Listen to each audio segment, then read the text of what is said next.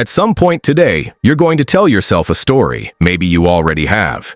You'll convince yourself that the reason you snapped at someone was because you were tired, not because you felt embarrassed. That the reason you pulled back from something wasn't fear. It was just bad timing. That the reason you ate that at midnight wasn't anxiety. You were just a little hungry. And here's the part that nobody tells you. You won't be lying.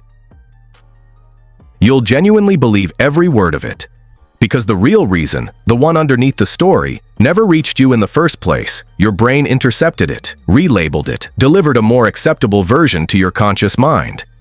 And it did this before you were even aware a thought was forming. The answer to why changes everything we think we know about honesty, self-knowledge, and what it actually means to understand yourself. Most people think of lying as a choice, something deliberate, intentional. You decide to say something you know isn't true, and you say it. That's the model most of us carry. A liar is someone who knows the truth and chooses to conceal it. But neuroscience discovered something in the last 40 years that completely dismantles that assumption. The most sophisticated liar operating in your life isn't someone who knows the truth and hides it. It's a system that hides the truth from itself, and that system is you.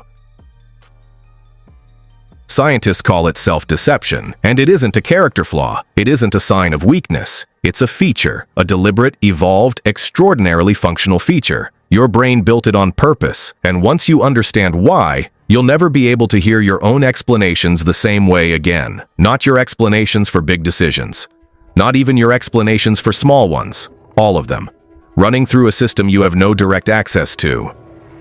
Let's start with what's actually happening inside your brain, because this requires understanding something most people have never been told. Your mind runs on two systems simultaneously.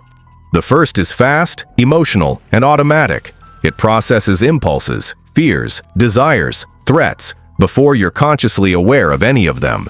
This system is ancient. It doesn't operate in words. It operates in urgency. The second is slower, deliberate. It's the voice in your head. The narrator, the part of you that explains yourself to yourself, the part you think of as you. And here's what most people assume, that the slow system gets the full picture. That it sees your real motivations and makes the real calls. It doesn't, not even close. In the 1980s, a psychologist named Roy Baumeister spent years trying to understand exactly what the conscious mind actually receives versus what's really happening beneath it. He was working at Case Western Reserve University, and what he found made a lot of people uncomfortable. Here's what he found. Your fast emotional brain doesn't pass accurate information upward. It edits, it filters, it repackages whatever is actually happening into something your rational mind is willing to accept. Think about what that means. By the time a reason reaches your conscious mind, it has already been processed by a system that has its own agenda. You're not receiving a report, you're receiving a press release. By the time your conscious mind receives the signal, the real reason for your behavior has already been replaced with a more acceptable story. You didn't eat that at midnight because you were anxious. You were just a little hungry. You didn't avoid that conversation because you were afraid. You were just busy. You didn't pull back from that person because you didn't think you deserved them. You just needed space. Each of these feels completely true because it is to the system that delivered it. The lie was already formed before you opened your mouth. You didn't construct it. You received it. But here's what's fascinating. Because what Baumeister described is just the mechanism. The deeper question is why the system exists at all.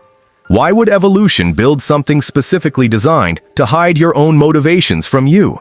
That answer comes from a Harvard biologist in 1976, and it's almost impossible to argue with. Robert Trivers was a Harvard biologist who spent the 1970s thinking about a problem that sounds almost philosophical, but turns out to be deeply biological. The problem was this. Human beings are extraordinarily good at detecting deception. Our brains evolved in small social groups where trust was the difference between life and death. We read micro-expressions, vocal hesitations, subtle incongruities between what someone says and what their body does. We're so good at this that we often pick up on deception without being able to explain how we know. Something just felt off. So here's the evolutionary puzzle. If you're trying to deceive someone whose brain is specifically calibrated to detect deception, how do you do it? You can't fake the micro-expressions. You can't suppress the vocal hesitations completely. The signals leak, so evolution found a solution. Remove your access to the truth entirely. If you don't know you're lying, you can't leak the signals, because there are no signals to suppress. You're not concealing anything. You genuinely believe what you're saying. The most convincing liar is someone who has no idea they're lying, and the easiest way to achieve that is to never give them access to the real version in the first place. Think about what that means for your ancestors. The humans who survived weren't necessarily the most honest. They were the ones who could maintain alliances, project confidence, convince others that their intentions were trustworthy, and do all of it without any internal conflict giving them away. The ones who believed their own stories were more persuasive, more trusted, more likely to live long enough to pass their genes forward. The ones who secretly knew they were being deceptive, they leaked. They got caught. They got excluded. So the gene pool gradually filled with people who genuinely couldn't access their own shadowed motivations. Self-deception isn't a flaw. It's the oldest social technology your species ever built, and you carry it in every interaction you have. But here's where it stops being theory and starts being personal. In 1977, two psychologists at the University of Michigan named Richard Nisbett and Timothy Wilson set up one of the most quietly devastating experiments in the history of social psychology. They laid out a selection of items in front of participants. Same material, same color, same dimensions. Objectively, entirely indistinguishable from each other. Then they asked each person, "Which one do you prefer?" People consistently picked the item on the far right.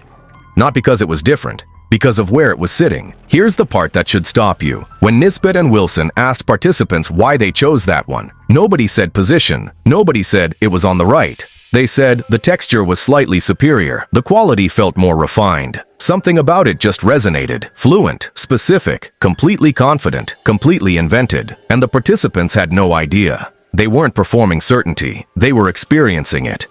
Their brains had generated a plausible explanation for a decision that had already been made by a process they had no access to, and delivered it as lived reality. Psychologists call this confabulation. Your brain fabricates explanations for decisions that were already made by systems you'll never directly observe, and presents those fabrications as your genuine reasons. You aren't discovering your reasons. You're inventing them. After the fact, automatically, and you feel, in the moment, exactly as certain as if you'd thought it through. Now think about every major explanation you've ever given for your own behavior, the career you chose, the relationship you stayed in or left, the beliefs you hold most firmly, the person you've decided you are. You have fluent explanations for all of it. Where did those explanations actually come from? So let's be honest about where this lands. When you ended that friendship and told yourself it had become toxic, your brain may have made that call months before your conscious reasoning caught up. The rationale came later, as a receipt for a decision already processed. When you took that job and told yourself it was the right move, the real driver may have been fear of staying where you were. The logic arrived second, dressed up as insight. When you hold the belief that you are, on balance, a good person, and almost everyone does, that belief is actively maintained by a system that edits out contradicting evidence before it reaches you.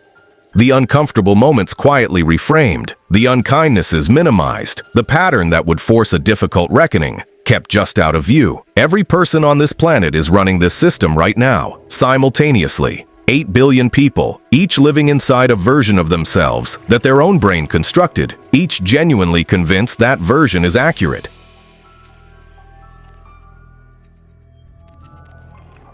In 2014, researchers at the University of North Carolina confirmed what Baumeister's work had implied for decades. Across cultures, ages, and education levels, people consistently rate themselves as more ethical, more competent, and more fair than the evidence supports. Consistently, predictably, universally, not arrogance. Architecture. Your brain's job has never been to show you the truth. Its job is to keep you functional, keep you socially viable, and keep you moving forward. And sometimes, the truth is an obstacle to all three. So here's the question this leaves you with. If your brain hides your real motivations from you, can you ever actually know why you do anything? The honest answer from neuroscience is partially. You can learn to notice the gap between your stated reason and the feeling underneath it.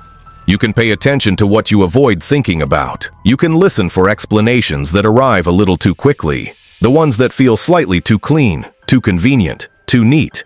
You can build habits of self-examination that widen the gap between impulse and narrative. But here's what you can't do.